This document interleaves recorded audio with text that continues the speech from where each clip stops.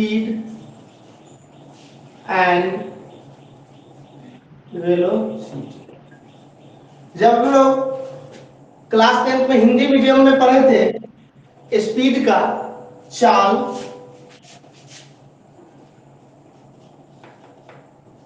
और वेग।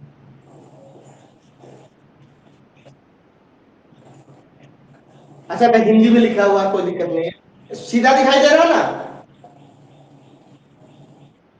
हाँ तो चाल और वेग मेन ये है स्पीड एंड वेलोसिटी। तो क्या है स्पीड, क्या है वेलोसिटी, उसके बारे में जानते हैं। तो सबसे पहले देखते हैं स्पीड के बारे में।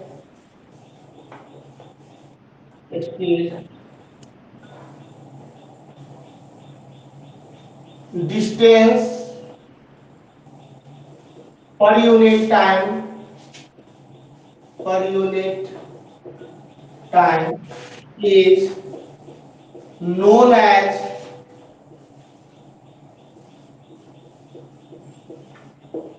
distance per unit time is known as speed। मतलब एकांक समय में तय की गई जो दूरी है उसी को हम लोग क्या बोलते हैं, स्पीड। इसका मतलब हो गया speed equal to distance by. मुझे लगता है ये बात सबको पता है कि स्पीड इक्वल टू क्या होना चाहिए, distance by time. Class 9th में पढ़ के आया speed equal to distance by time. चलिए तो इसमें इसका यूनिट क्या होगा, SI यूनिट इज। हम लोग जब केमिस्ट्री पढ़ते हैं तो केमिस्ट्री में सीजीएस यूनिट का भी यूज करते हैं, लेकिन जब फिजिक्स पढ़ते हैं तो फिजिक्स में हमेशा ऐसा यूनिट लिया जाता है। और स्पीड का ऐसा यूनिट होता है। तो देखिए यहाँ डिस्टेंस है, डिस्टेंस को किसी में मेजर करते हो मीटर, और टाइम को किसी में मेजर करते हो सेकेंड। तो इसका यूनिट होगा मीटर पर सेकेंड। तो यूनिट हम लोग लिखेंगे मीटर पर सेकेंड। तीसरा पॉइंट मीटर पर second, it is scalar quantity. Scalar quantity यह कैसा क्वांटिटी है, तो स्केलर क्वांटिटी है। मतलब इसमें दिशा नहीं होगा, सिर्फ मैग्नीट्यूड होगा। मतलब सिंपली कहिए तो इसमें सिर्फ परिमाण होता है, दिशा नहीं होता।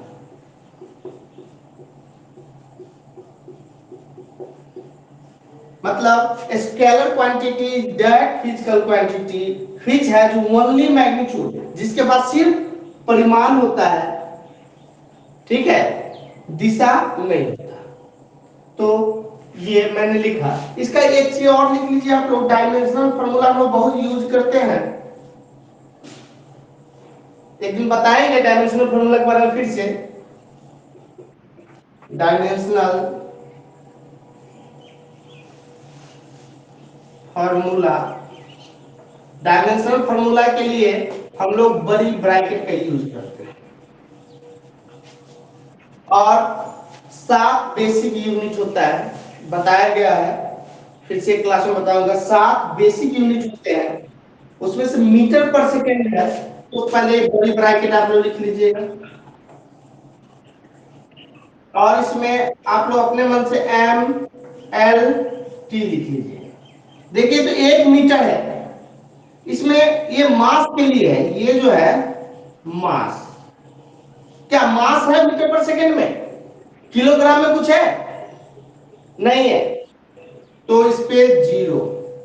ये एल फॉर लेंथ हुआ, एल से क्या हुआ, तो लेंथ है क्या इस फॉर्मूला में? है, मीटर पर सेकेंड है, तो मीटर क्या हुआ, लेंथ। तो ये 1। टाइम है क्या इसमें? तो हाँ सेकेंड है, लेकिन सेकेंड ऊपर में है नीचे में? ये नीचे में है, तो यहाँ पर टाइम के लिए हम लोग लिखते हैं -1। तो यह भी जो बताया मैंने ये सारा आपका स्पीड के लिए। चलिए स्क्रीनशॉट लीजिए इसका।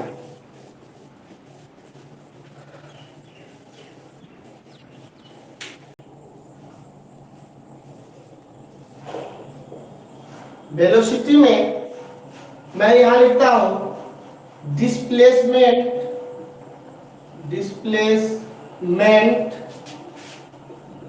पर unit time is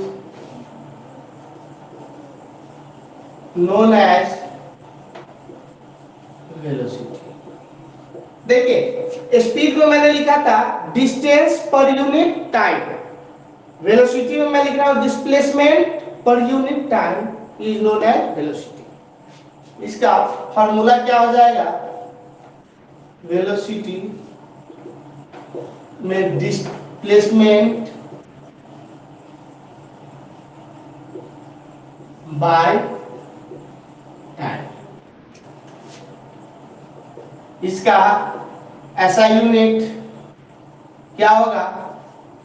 SI unit is metre पर सेकेंड। दूसरी बात, ये डिस्प्लेसमेंट कौन सा क्वांटिटी था? Vector quantity. तो जब डिस्प्लेसमेंट वेक्टर क्वांटिटी था, इसलिए वेलोसिटी भी क्या है? Vector quantity. बस यही डिफरेंस है इसमें, it is a vector quantity. Dimensional formula वही रहेगा, dimensional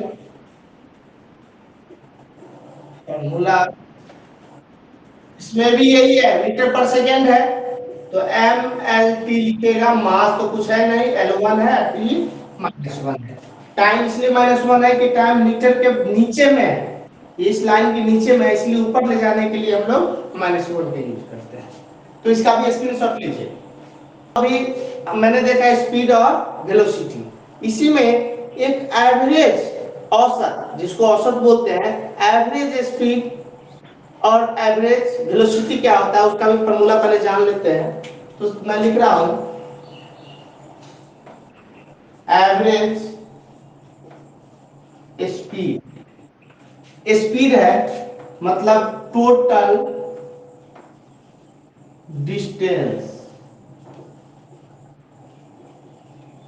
by total time taken.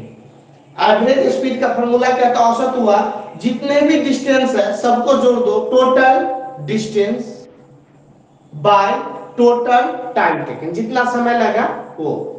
या इसको हम लोग ऐसे भी लिखते हैं, V average equal to total distance, सारे डिस्टेंस को लेगा तो S1 plus S2 plus S3 by T1 plus T2 plus T3। इसी प्रकार सेम फॉर्मूला होता है एवरेज वेलोसिटी का, कोई अंतर नहीं होता, सिर्फ ये होता कि एवरेज स्पीड स्केलर क्वांटिटी है, एवरेज वेलोसिटी वेक्टर क्वांटिटी, बस यही डिफरेंस देखने को मिलेगा और हर चीज इसका सेम है।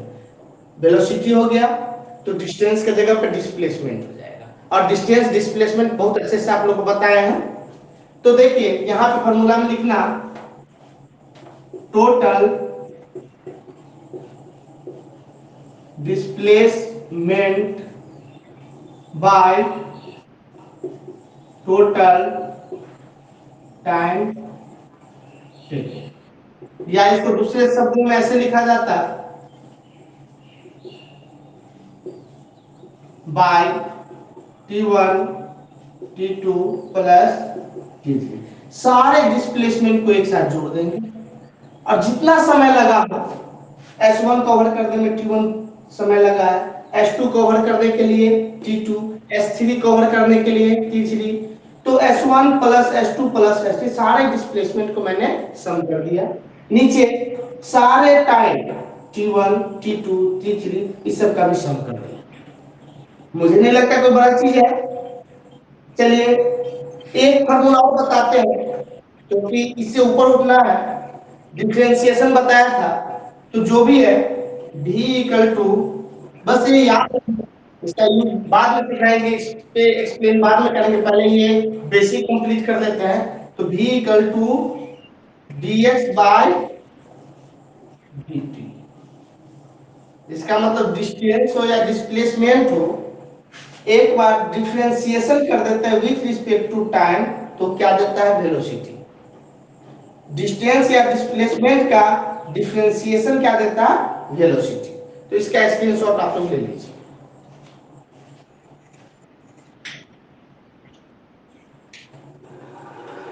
मैं बुक ले रहा हूं, कौन सा? एम।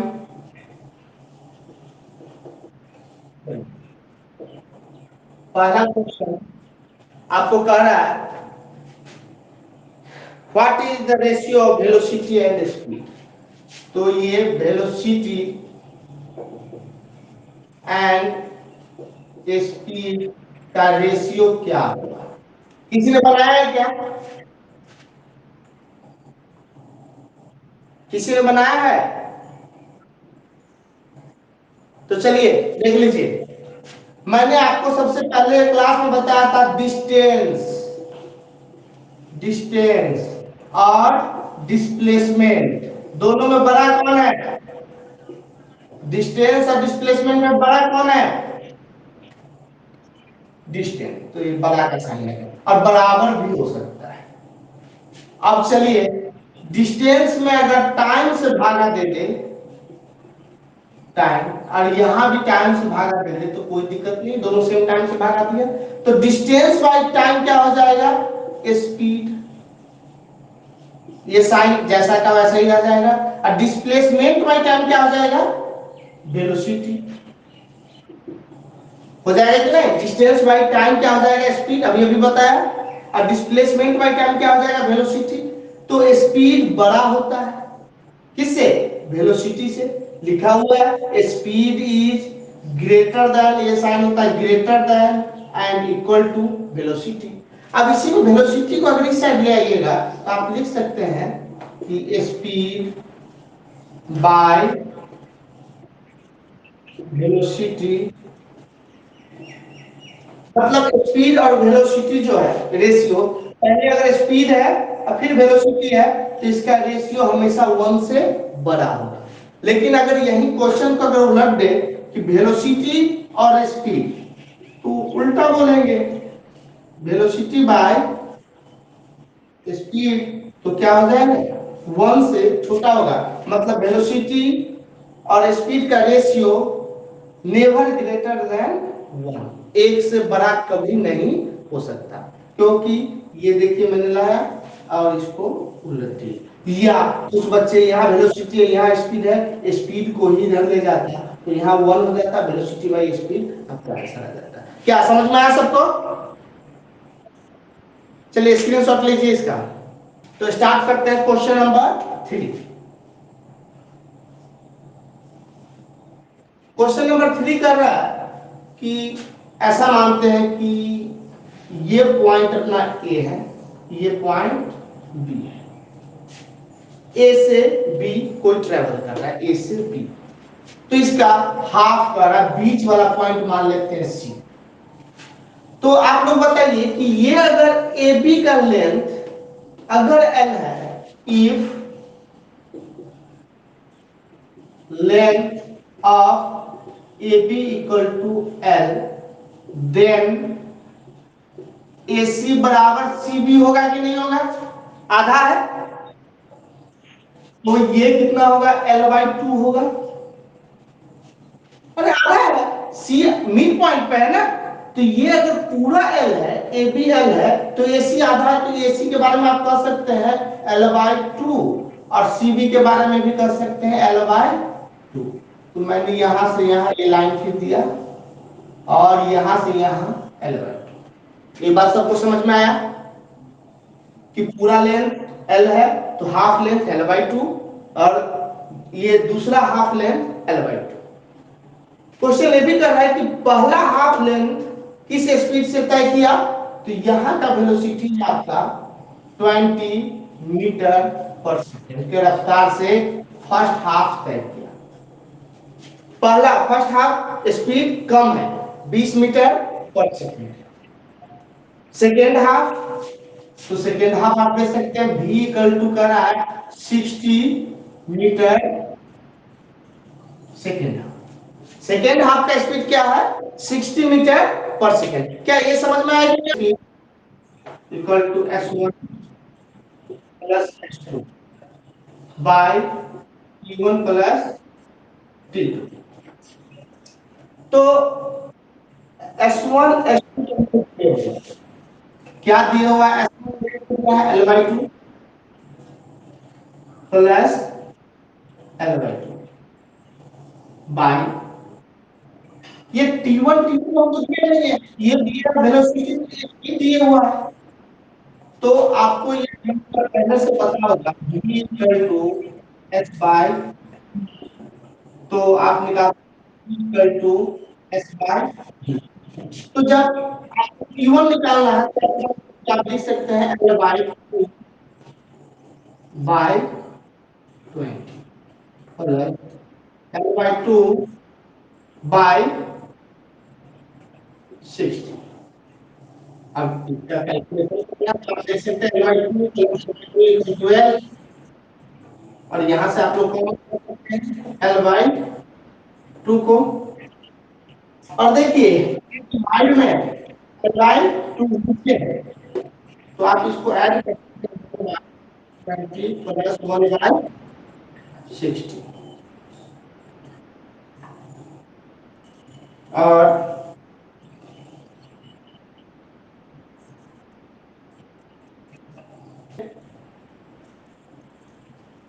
60 और ये हो जाएगा सर, आ जाएगा ऊपर 60 इंटू 2 4।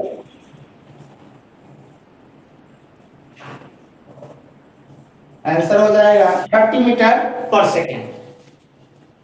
आंसर हो गया 30 मीटर पर सेकेंड। तो क्या आप क्या है, फिर से मैं रिपीट कर रहा हूं, देखिए एकदम सिंपल तरीके से। एक कोई व्यक्ति है, बंदा है, वो ए से सी गया, सी से बी गया। तो ए से सी और सी से बी ये हाफ लेंथ है उसके डेस्टिनेशन का। मतलब अगर 50 मीटर गया तो यहां से यहां 25 और फिर यहां से यहां 25, लेकिन हमको 50 नहीं लेना है, पूरा L लेना है, तो मैं इसको L/2 ले लिया और इसको भी L/2।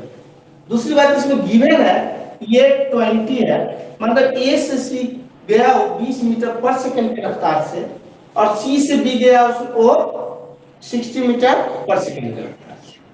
बहुत अच्छी बात, मैंने लिख भी दिया इस चीज को। एवरेज स्पीड इक्वल टू होता है s1 प्लस s2 और t1 प्लस t2। तो s1 L/2 है, s2 क्या है L/2 है, मैंने ले लिया। लेकिन t1 इसमें दिया नहीं है और एवरेज स्पीड का फॉर्मूला यही होता है। अभी भी जस्ट बताया कि total distance by total time लेने का। तो ये L/2 हो गया, ये L/2 हो गया। तो t निकालने के लिए v इक्वल टू जब s/t होता है तो t इक्वल टू क्या होगा s/v। तो s L/2 है और उसमें मैंने वेलोसिटी स्पीड से भाग दे दिया, प्लस L/2 डिस्टेंस है उसमें 60 से भाग दिया। उसके बाद मैंने कैलकुलेशन किया क्लियर। तो क्वेश्चन नंबर 6 लेते हैं। क्वेश्चन नंबर 6 में क्या कहा जा रहा है कि दिया क्या क्या पहले बोलो। तो v1 दिए हुआ है आपको कितना 90 मीटर पर सेकंड और t1 दिए हुआ है कितना 4। तो s1 निकाल सकते हैं बिल्कुल। v1 इंटू t1, दूरी बराबर चाल गुने समय, डिस्टेंस बराबर स्पीड इंटू टाइम। तो v1 है 90 इंटू 4, तो आपको हो गया इतना मीटर। चलिए फिर अगले अगले स्टेप में V2 कितना दिया हुआ है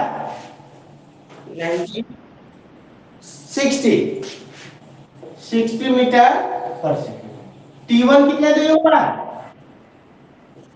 260। तो यहाँ S2 कितना हो गया